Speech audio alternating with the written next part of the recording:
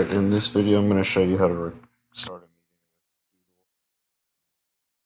First you're going to enter a title, and a location and a note is optional.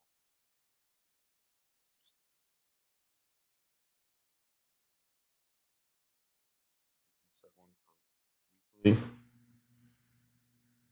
or monthly. I'll set mine for today at 1 to 2. Then poll settings. You have all these settings. We'll hide the poll, so only I can see the results. And last step is to tell them who you are.